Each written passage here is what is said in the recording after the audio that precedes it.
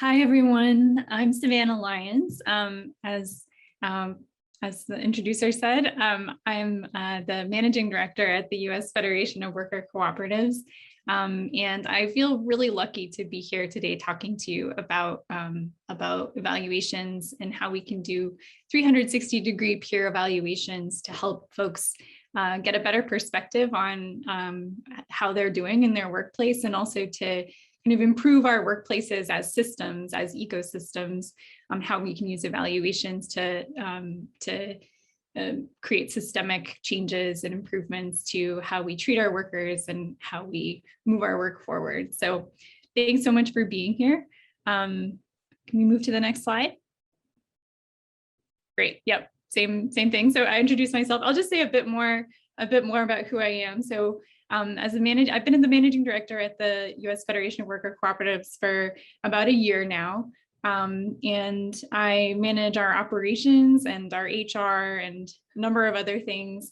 And previously I had worked in advocacy, organizing, running organizations in different contexts, and also managing a food distribution business. So I've kind of been in management and also a person being managed in lots of different contexts. And when I came to the U.S. Federation of Worker Cooperatives, I felt really lucky because I came into ownership of this evaluation program that we have, which to me is one of the best things about working at our organization, and I think is one of the things that my coworkers appreciate the most about my role, because I think our structure has enabled us to really support our workers a lot better, and to integrate feedback into our organizational structures.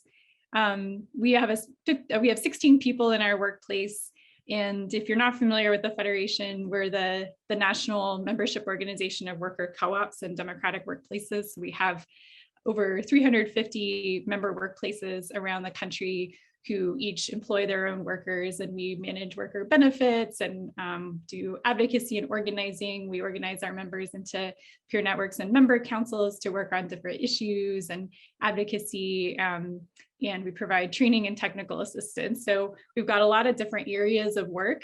And we are a nonprofit, but we're a 501c6. So we have kind of that familiar nonprofit board structure that a lot of folks probably know. We have a hierarchical management structure right now, but we're moving towards more of a democratic workplace structure. And so that's a little bit of context on where this peer evaluation system that I'm going to talk about is coming from. So it's not coming from a home care cooperative, which is why I'm going to be asking lots of folks for input on what you've experienced and what questions you have and what observations you've had from your own work life, because I think together we can get a better picture of what works. So that's me. And I also want to just give credit to Esteban Kelly, our executive director, and Daniel Park, our projects manager, who really have done a lot to put this peer evaluation program in place that I'm now running. So next slide, please. Great. So I'm just curious, I'm going to try and set this so I can actually see everyone. We'll be able to see some people. And if you can do this in Zoom, we'll use the raise your hand function. That would be great. It'll be easier for us to see each other. So I'm curious, raise your hand if you have ever had a great experience with being evaluated at work.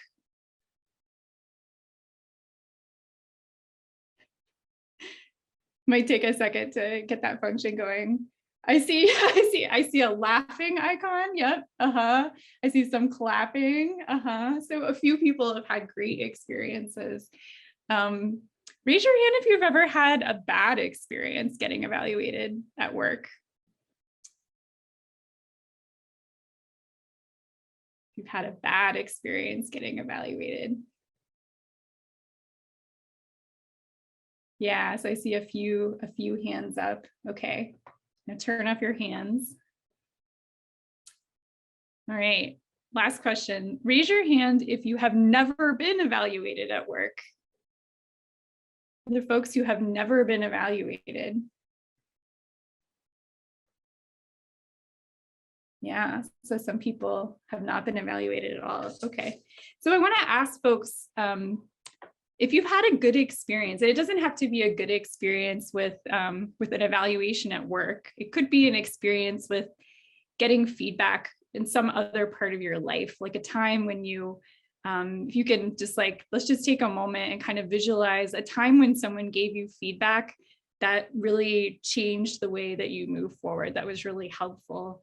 And I just want to spend a moment in that space thinking about that time when you got feedback that really helped you to move forward in a different way.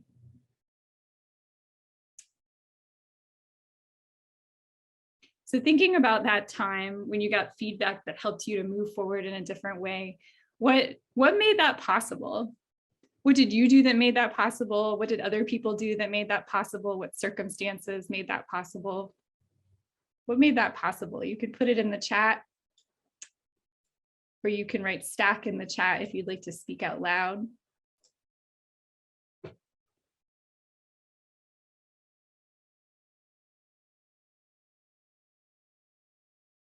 What was a time when you got really good feedback that helped you to move forward in a different way? And what made that possible?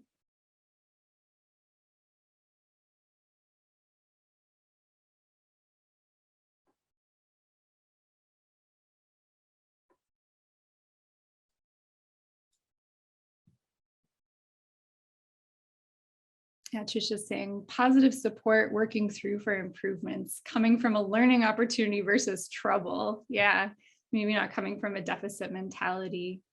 Denise says, receive clear and direct feedback about my actions and the impact on the person, I think.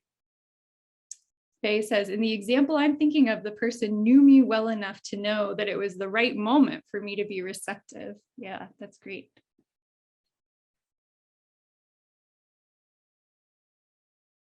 Anyone else? Let's go to the next slide.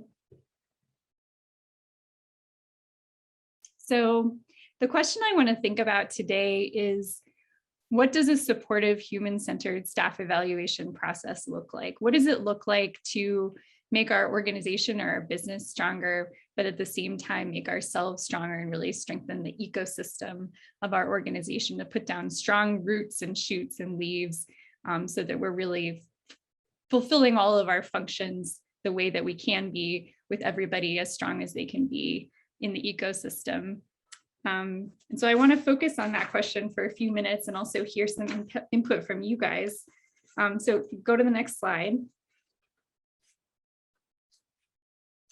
So what if staff evaluations were centered on supporting us to do our best? So really supporting us as workers. And what if staff evaluations valued all perspectives within the business, not just some perspectives above others? And what if staff evaluations helped reinforce our rights as workers? If they gave us a way to name inequities that we're seeing, to name challenges that we're seeing that are structural challenges or patterns that we're noticing, and to ask to reinforce the rights that we have. What if they helped us to address systemic issues and challenges in our business, whether those might be issues of operations, efficiency, discrimination, inequities that we're noticing, dynamics or cultural practices that aren't working for us? What if evaluations helped us do that? And what if evaluations were something that we actually looked forward to, that people feel is a service that they're receiving through their workplace that's helping them to grow as people? So that's what I want to sit with. Next slide. So the way that we try to practice this at the Federation is through peer evaluations that offer a 360-degree view, being able to look in all directions to understand how our work is impacting other people, and how they're seeing our work in the context of the organism, the whole organization. So the evaluations that we do come from everyone's. They can come from peers in our own work area who work with us closely, peers in a different work area who might not understand the nuts and bolts of what we do every day, but they understand how we show up, like in committee spaces or group decision-making spaces, or how we support each other informally in the spaces we share together. They can come from our supervisor or supervisors. Sometimes that might be a board of directors, right? Because some of us are supervised by a board of directors and some of us have one supervisor. And they can come from supervisees. And this is especially important, is that I think it's really important for, if you supervise somebody, you need to be hearing feedback, honest feedback from the people you supervise about how your work is impacting them. Next slide.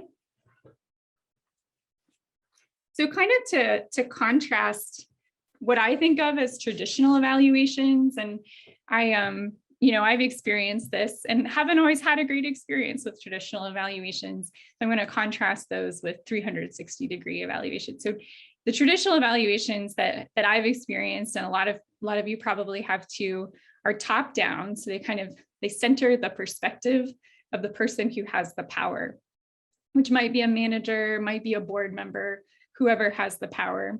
And the feedback is coming mainly from that person. They're usually, in my experience, have been led by a supervisor, or sometimes a person from HR who might be with a supervisor. We're kind of delivering feedback from the supervisory perspective. And they usually focus on the individual who's being evaluated. So not necessarily looking at the whole picture, but looking at that one person as though their performance happens in isolation. So the 360-degree approach with peer evaluations is bottom up, top down, and sideways. It gives various perspectives. And one of the things that's helpful is when you're getting perspectives from different people, you can start to notice patterns and differences. And the people that are supporting and facilitating your evaluation can notice patterns and differences too. So you might notice patterns in how are your relationships different with the people that you supervise from your peers. Or you might notice patterns in how your actions are landing differently on different people in the organizations. You might notice some differences around how people with different identities in your organizations are experiencing your work.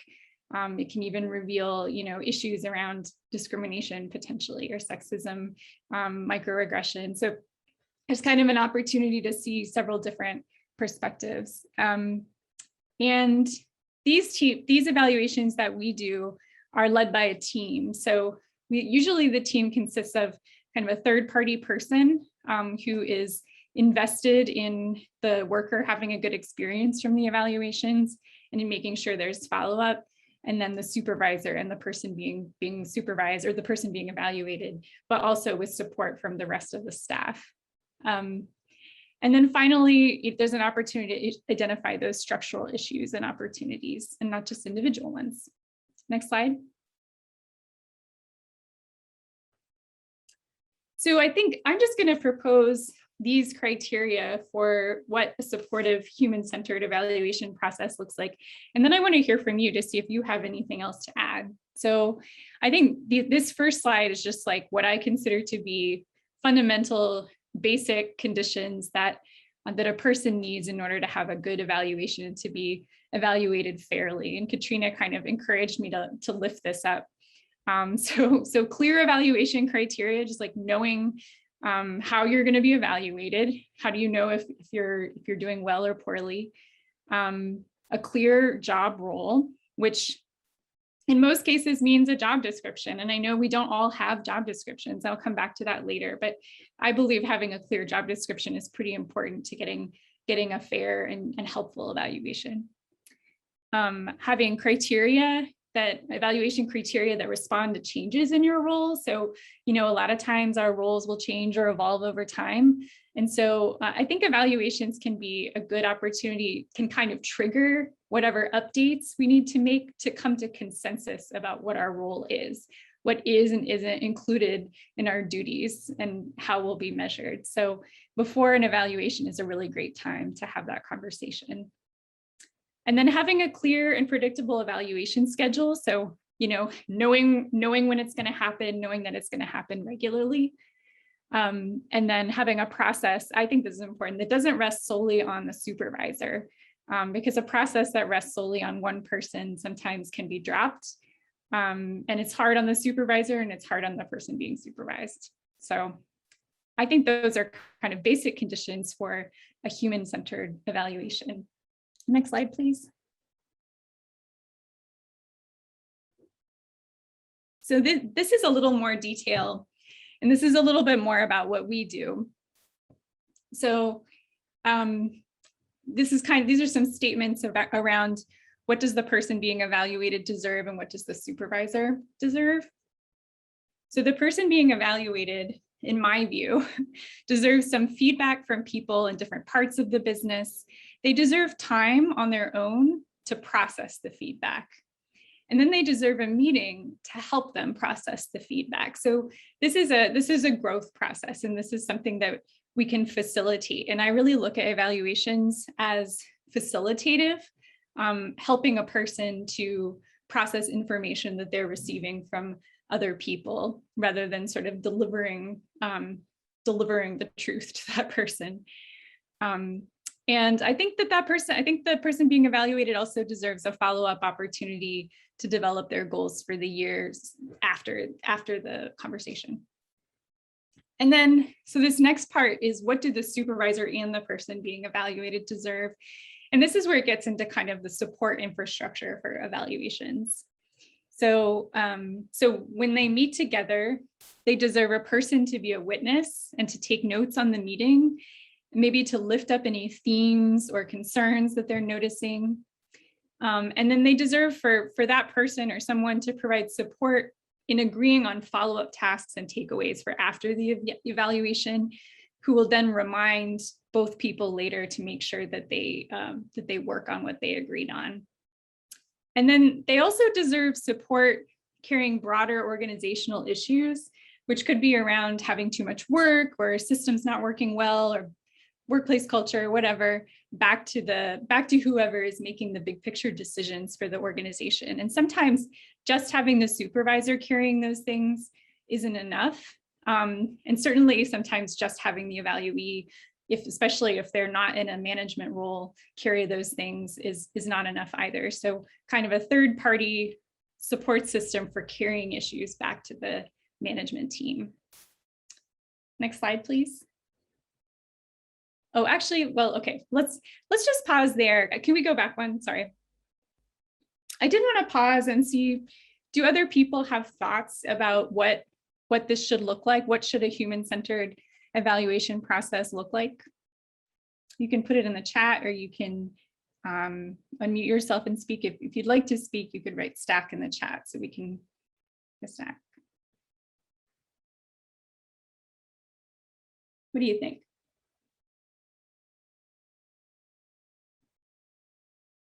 The coaching approach. Terrell, would you feel comfortable saying more about that?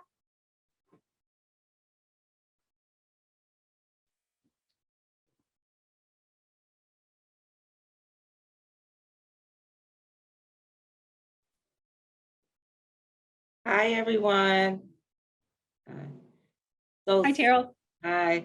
A lot of what you're saying, it reminds me of the coaching approach we use here at home care, where the supervisor and the employee are on the same page in regards to the supervision.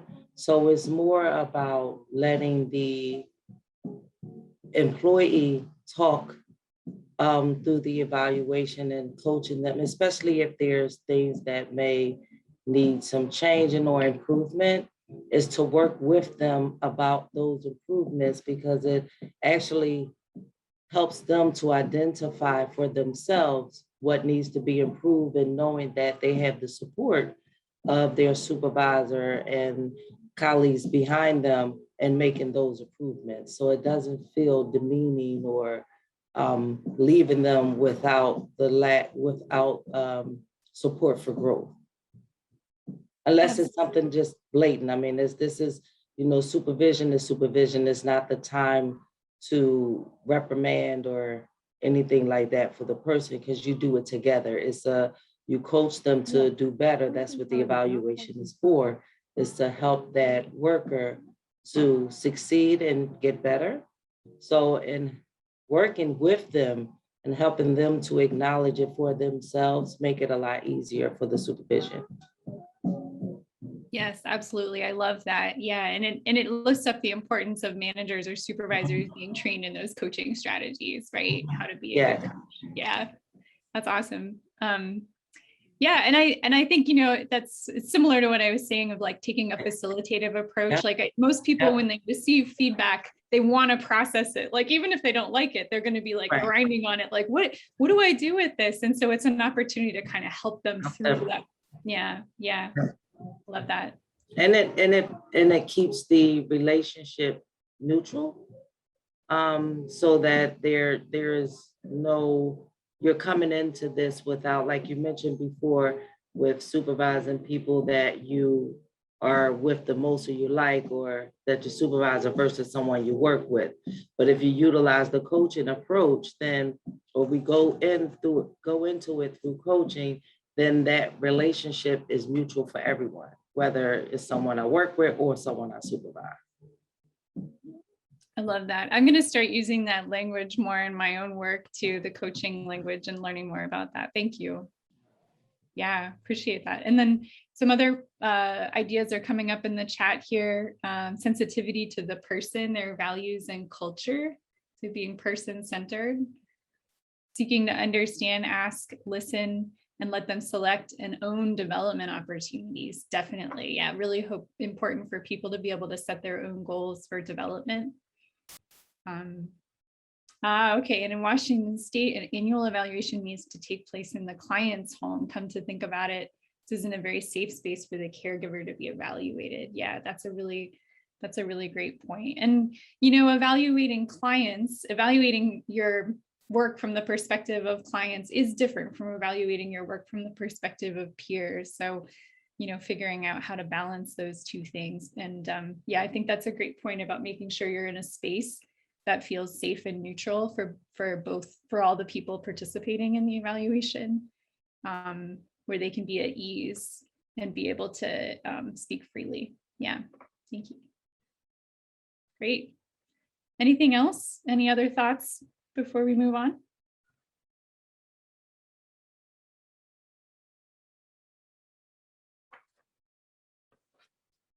Okay. Next slide, please. So I'm just going to give an example of one process, and I certainly am not saying that this is the best process, and I don't think it will work for every organization, but sometimes it's helpful to have a concrete example. And I have some templates that the Federation uses for our evaluation, which I'm going to share at the end of this presentation. So you can get in there and poke around for yourself, and you can see what you like and what you don't like. And I'm just going to talk through the process. So the way that we do peer evaluations at the Federation is we do a mixture of kind of detailed and less detailed evaluations that depend on your relationship to the people who are evaluating you. So we believe it's important to do evaluations based on the job description, partly because we want to know whether people are serving the functions that we set out for them. We also want to know whether the job descriptions are realistic, whether they're possible, whether the thing that we say we're doing is actually what we're doing, or are we doing something totally different, and how did that happen, and what do we do about it? So it is important to have that job description based evaluation. And so each individual gets evaluated by 3 people who are either peers, supervisors, or people they supervise based on their job description. We usually, if we can, we try to get one of each. Or maybe you'll have, a peer and 2 people you supervise. So we figure that out based on each individual. And so that's one part. And those are longer and more detailed. And I'll show you an example of what that looks like. And then we also do these simpler, streamlined evaluations, just bringing in just really simple. And we do a narrative. We ask for narrative feedback. So we actually want to know, what do you think? What do you think where this person is struggling with? What do you think this person's doing really well? It's not just like a numeric evaluation. It's more of a chance to share insights with that person. And that's what other staff do who don't have like a very close relationship. And so sometimes we end up evaluating people that we really don't see that much, or we really don't work with that much, but we just really appreciate the presence that they bring because we have rotating staff facilitation for our meetings. So the presence that they bring when they're facilitating, maybe they're just 1 or 2 things that we want to appreciate or give feedback that we know about that person. And those less detailed evaluations are optional for us, but what we've been able to do is, I think, by kind of creating a culture of care around our evaluations and really lifting them up as something that's positive and spacing them out over time so that people expect when they're going to be asked for evaluations and they're not being asked for too many at once, and they see this as a way of supporting their colleagues, that we have almost 100% rate of our staff completing evaluations for each other, even when they're optional. And I think it's because people realize that they get what they give, so if you want to get good feedback on your own work, you need to give it to other people. Next slide. So this is our process. It's kind of like obvious in a way, but I want to talk it through just to give you a picture. So we do, before we do evaluations every year, we do have a job description update process. And usually that's initiated by the person doing the job. So we start out by asking them, what's changed about your job? And then we ask them to provide that information to the supervisor and to me. I'm the person facilitating all of this. And we try to make those updates before we start the evaluation so the evaluation is a fair reflection of what that person was doing. Then we have them do a self-evaluation, which is detailed and based on their job description. And we give about a week for people to do their self-evaluation. So it's really centering the perspective of the person being evaluated. Then we share that self-evaluation with the rest of the team. And that's when we invite peer evaluations, both the detailed ones from 3 people and the less detailed ones from everybody else. Then we collect all of that information. We provide it to the person being evaluated and their supervisor, and we give them about 2 days just to read through it. We encourage them to set aside time to process everything. And then we have this meeting where we basically facilitate a conversation about what came up in the evaluations. And it is very much centered on the person being evaluated. So the supervisor is acting as a facilitator. The person being evaluated is sharing what they learned, what came up for them, what did they have questions about, what are they proud of, what concerns do they want to share, including kind of structural concerns or like factors that might have fed into some of the feedback that they received. And we have a third person in the room, usually me, sometimes somebody else, who's there basically to act as an advocate for the evaluation process, to listen to the supervisor and the supervisee, to make sure that it's not just another conversation about what's on the to-do list, to take notes and to pull out those takeaways.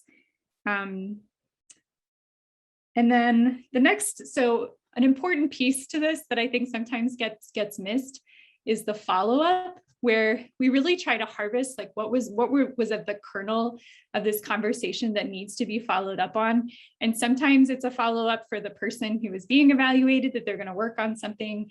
Sometimes it's a follow-up for the supervisor, and sometimes it's a follow-up for me. Sometimes it's an issue that I need to bring to our leadership team. And we send that out and we kind of confirm and make sure there's consensus on what those tasks and takeaways are. And then we have an automatic reminder 1 month later about what those were, and we check to see whether follow-up has happened. So like, how are we doing with what we set forward? And then another piece that's pretty important is having dedicated time in like the leadership team or the management team to take this knowledge that's being harvested from the evaluations and to really share it out with the rest of the leadership team and discuss it. Because if you don't have that space, you're not going to be able to take the insights you learned and use them to make the organization stronger. Next slide, please. So this is just the silly message that somebody might get 1 month after their evaluation is over, which is so important. Hey, it's been a month. How are we doing on the takeaways? Here's what they were. So like an example of something that we followed up on from an evaluation last year, we had someone in our leadership team who was a working mom and is a working mom. And she had to really, COVID really screwed up her life just like it did for everybody else. And she had become a full-time caregiver for her daughter, and she really had to change her hours. And in the course of that happening, it became clear that she really was doing two jobs at once. She was doing a job working with our membership, and she was doing another job that was like training and technical assistance. And it should have been two full-time jobs. And this came up in her eval, because she was like, I'm just so burned out. I've had to shorten my hours. I can't do this job. I can't get my tasks done. And I really want to reflect on what it is that I'm doing here. I just don't know what I'm doing here. And so the takeaway from that evaluation was, well, let's have a conversation about what it is that you really love and what's important to you. And so we had that conversation, and she ended up writing a new job description for herself, stepped down out of the leadership team and made a successful transition to a non-leadership role with the same hours. And she's able to do that role. It's the right fit, and she loves what she's doing. She's doing a great job. And, she voluntarily decided to move out of leadership, and we were able to bring in someone new with a different perspective. And it really was an incredibly healthy shift, I think, for her to be able to say, like, I've done my tour of duty, in this like really challenging role, and I'm moving into something else now. And so, and we even did an exit interview when she did her transition, just to really make sure we captured what were some of the things that caused her to make that transition, so that we could start to build those insights into how we support our staff and look at capacity. So that's just an example of like why the follow through is so important, because sometimes there's restructuring that needs to be done. And, it's going to show up differently for different people. Like a lot of this is really applicable to like administrators and managers. It might apply in a really different way to caregivers, but I think those follow-ups are still really important. So next slide, please. And I think that the special sauce for making evaluations effective is having a witness and a cheerleader for the process, having that third person who's really an advocate for the process itself and is there to make sure that the conversation is supportive and is followed through on. And so in our organization, that's me. And it's kind of wild. Like I get so much feedback from our staff saying, thank you so much for being in my evaluation. That was so great. It was so helpful. And all I do is I show up and take notes. Like that's literally all I do. And then I summarize at the end and then I check in. So it's really not a difficult job. I think for me, it takes about 2 hours for each employee to kind of like plan the process, make sure the process happens, and then sit in the meeting and do follow-ups. So maybe 2 to 3 hours per person from start to finish. But the difference in people's experience compared to other evaluations I've been part of is like pretty astronomical. So next slide. So I'm just going to show a few tools. This is kind of like nitty gritty stuff that may or may not be helpful because everybody has different management systems, but I just wanted to like give you a peek into how we coordinate all this, because there are some logistics that come into it. So next slide. So it is important for people to know when and how they're going to be evaluated, and to get that, to first of all, know when they're brought on board, how this is all going to work, and then have their dates ahead of time. So we set up a system where we haven't quite got to the point where like your evaluation's on the same day every year and it's like pre-scheduled into forever. Like we haven't gotten to that point yet because things just change, that's life. So we try to get as many of them scheduled at the beginning of the year as we can. And we kind of have this little dashboard that I keep. And then this, there's like a portal that every staff member uses to log their hours. And we have it set up so that their evaluation date, once it's scheduled, that date shows up in their portal. So like every time they enter their hours, they can check and they can see when they're going to be evaluated or if it's been scheduled yet. And that's just like a kind of an accountability thing for me, to make sure I schedule everybody's evaluations, which can get overwhelming sometimes because we actually do 4 in the first year for new employees. So we do at the 3 and the 9 month marks, we do like just a check-in conversation that has the same support structure. So it's got some questions that are sort of facilitated by the supervisor and led by the person being supervised. But I'm there to take notes, and those are more informal at 3 and 9 months. But at 6 months, we have our first real evaluation. So people get the full 360 degrees and from several different people. And that's kind of a practice run. First is to see how the new hire is going and really give that person a fair chance to be evaluated early. And that's kind of the end of their probationary period as a new employee. And then after that, it goes to just annual. So you can see, this is my chart and the names are blocked out, but you can see all the different types of evaluations that are scheduled. Next slide. And I don't know if people use Asana, but you can use any project management system. But it's just been very helpful for me to like create a template that just lays out what the timeline is for each evaluation, because it does take a lot of reminders. I mean, I send, when we're collecting peer evaluations, I send out 3 reminders for people to, and I do them over email and I do them over Slack. We have like different ways of reminding people so that we can get as many peer evaluations as possible. And we try to do no more than 1 peer evaluation per week, so everybody isn't just like overwhelmed with peer evaluations for each other. But it is a whole process, and the whole process takes about a month from start to finish. When you start with, revising the job description, and then you're collecting the evaluations, and then you have the meeting. So Asana is helpful for that. Next slide, please. So this is just, and this is all in the little folder that I'm sharing with you at the end, but we have an example of a peer feedback form that's streamlined. So it just asks a couple of questions. I know that I talked with Denise a little while ago, and she was saying CHCA has like a pretty streamlined, simplified form that they use for evaluations that's less about fill in the blank and more about kind of ranking people on some general criteria. So there's probably different ways to do these short peer feedback forms, but we do pretty well just like asking open-ended questions. You can see one of the questions here, what key contributions have you seen this person make? And I think the next one is, what has this person struggled with? So just like a couple of general questions. And then next slide. And then this is just a peek. This is actually my peer evaluation form, but this is a peek. So we use the same format for the self-evaluation, the peer evaluation. You can see like part of my job is like development. So, there's a little section of my peer evaluation that lists out my exact duties, and people can rate me. Does it require significant change? Does it need improvement? Is it adequate, good, or outstanding, or do they not know? So those are what my evaluations look like. And then there's obviously a lot more. Next slide. So what if there's no job description? Well, I just want to say that job descriptions are important for role clarity so that people know what piece of the puzzle they should be focusing on. Again, evaluation processes can be a trigger for that. So just building that in.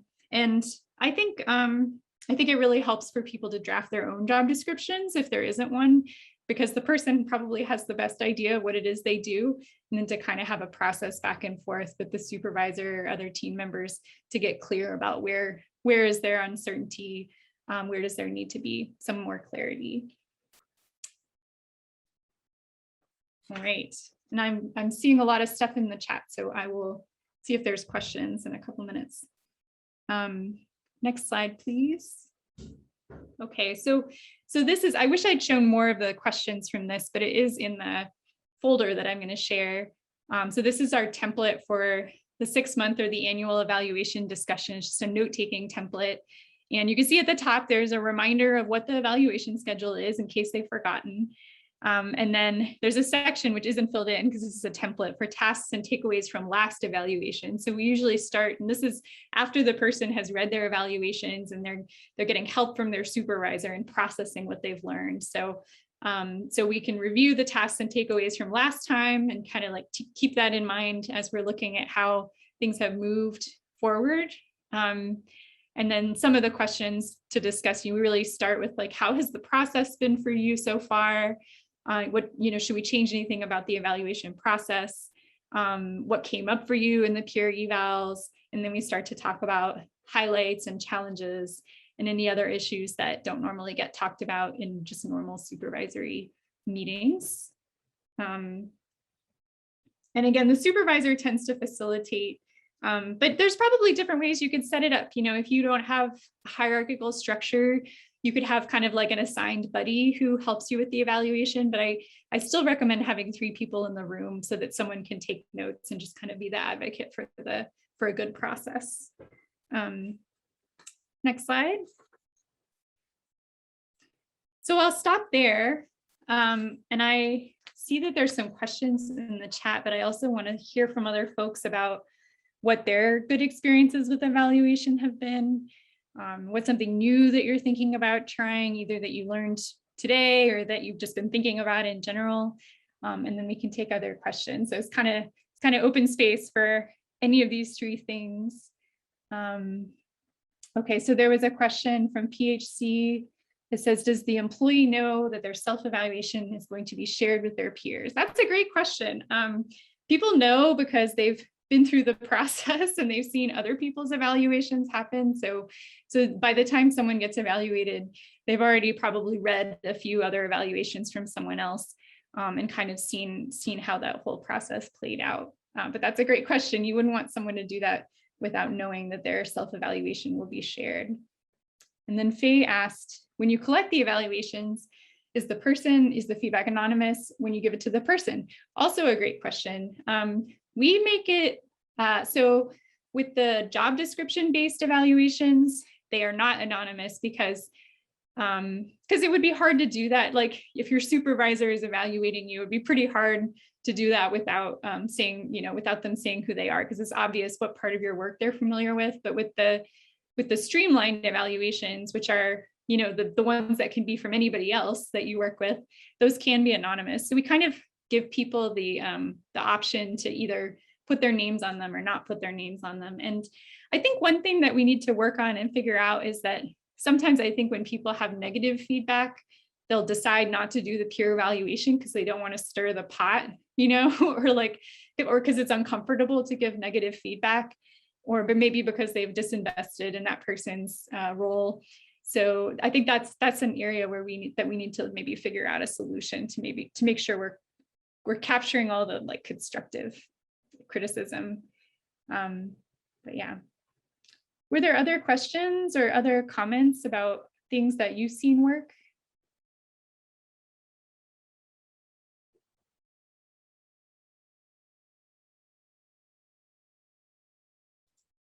I'd love to hear from other folks about your processes and what do you like about your processes, or something you'd like to try.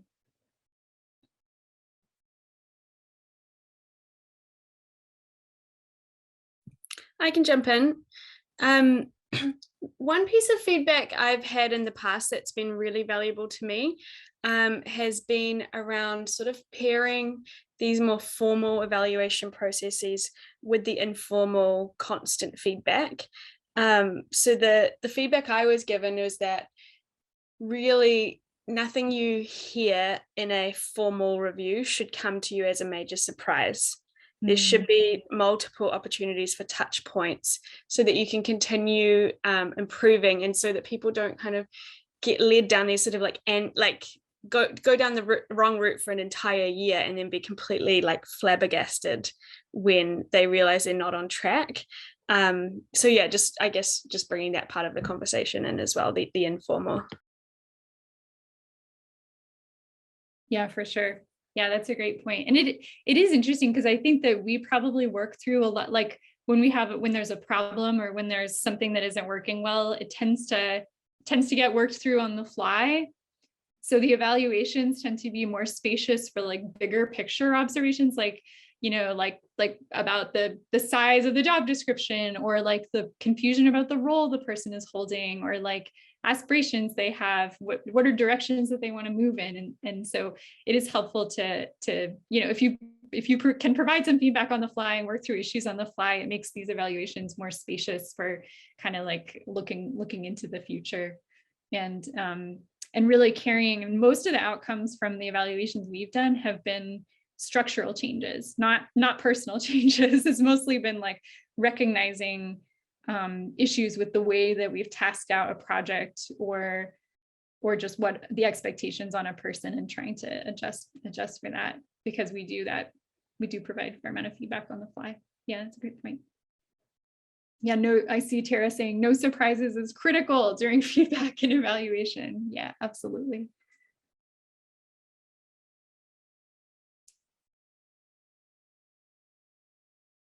Yeah, and Katrina is saying in our evals, both the supervisor and the supervisee fill out the evaluation form and both review the others before the discussion. So kind of similar. And then review the discussion is about the commonalities and differences and building commonalities of goals moving forward. Interesting to see the overlap. Yeah, very similar process to ours. And one thing I didn't mention is we do ask employees to set goals for themselves for the year when they're writing their evaluations for themselves. And then so a lot of the conversations usually about the goals, like just talking through what the person wants from their job and what do they want to accomplish. And then we also, if that person wants to have like a follow-up meeting about their goals, which could also be like professional development goals, training and learning goals, they have the right to a follow-up meeting to talk through their goals if that didn't get talked about enough in the evaluation. That can be either with me or with the supervisor or both. So just a little more support for that. And then I see Tara said, do you use DISC assessments? I am sort of familiar with that, but not very. Do you use them, Tara? Do you want to talk about that? Personality behavior assessment for self-awareness. Yeah.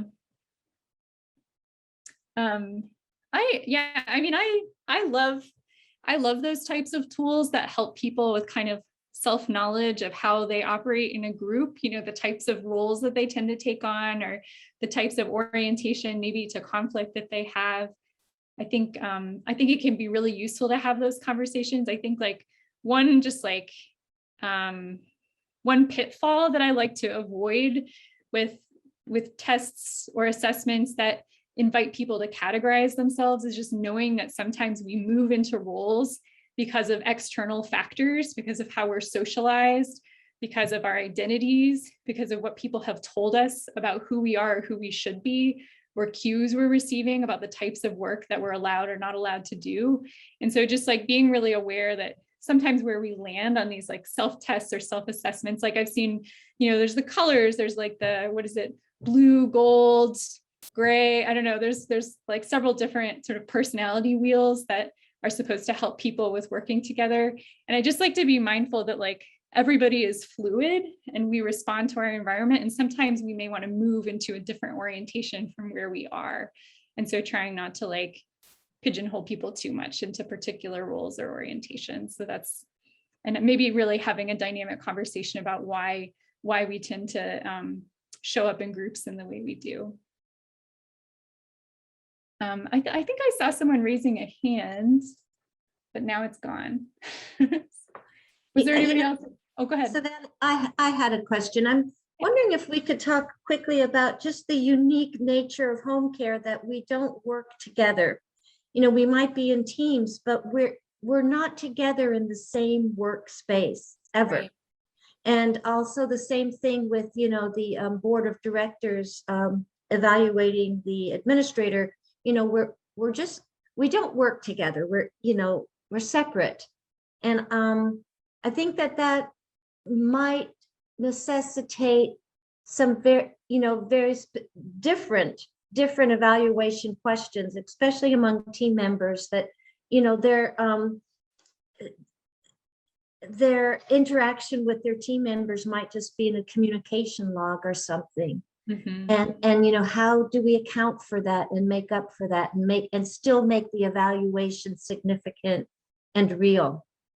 Yeah, I think that's a great question. I mean, well, one thing that came, it wasn't quite a response to your question, but when you were mentioning the board, the relationship between the board and the manager, I do think that should be a two-way evaluation process. So the board manager relationship is one type of relationship that probably does involve like more interaction maybe than other members of the staff or team would have with each other. And so just really wanting to make sure that board members are getting evaluated as well as managers, and maybe using the same structure.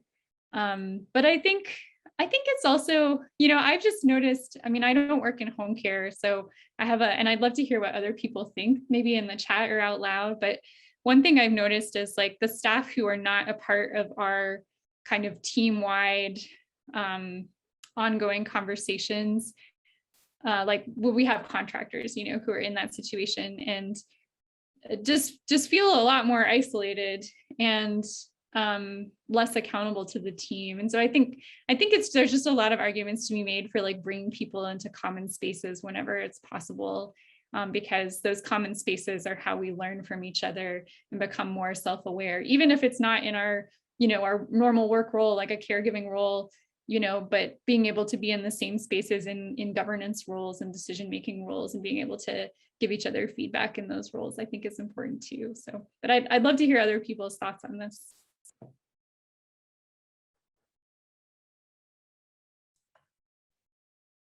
Well, thank you so much, Savanna, for coming on and giving such what I feel like a comprehensive view of what a performance evaluation could look like. And there's so much conversation around this, and I would encourage people to continue it on Whova. Maybe we could start a discussion thread for any other types of advice and such. And I just saw that Savanna just dropped that folder, and I know people are probably excited to take a look at what is in that. Do you have any final comments, Savanna, before we go into a break? No, just gratitude for being here, and I'd love to hear feedback from you all about what was helpful about this, or what other questions were you left with for like the context that you're working in caregiving. So yeah, feel free to drop me a line anytime. My email address is on the slide, also my name. I'm gonna type it in the chat, and would love to hear from you. Thanks so much. Great, thank you.